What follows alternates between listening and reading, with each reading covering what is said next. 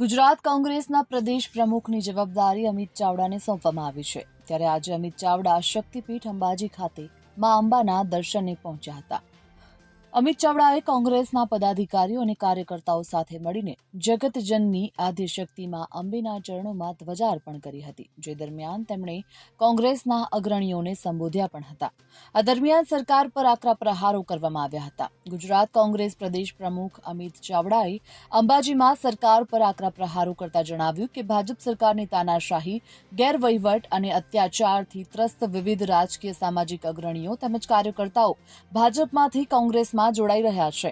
આ પ્રસંગે સાંસદ ગેનીબેન ઠાકોર, ધારાસભ્ય જિગ્નેશ મેવાણી, કાંતિભાઈ ખરાડી, અમૃતજી ઠાકોર, દિનેશભાઈ ઠાકોર સહિતના કોંગ્રેસ અગ્રણીઓ હાજર રહ્યા હતા। આ પ્રસંગે સાંસદ ગેનીબેન ઠાકોર સહિતના કોંગ્રેસના ધારાસભ્યો તેમજ અગ્રણીઓએ માતાજીના ચાચર ચોકમાં ગરબાની રમઝટ પણ બોલાવી હતી, જે આકર્ષણનું કેન્દ્ર બની હતી। Bureau report, Gujarat fight news.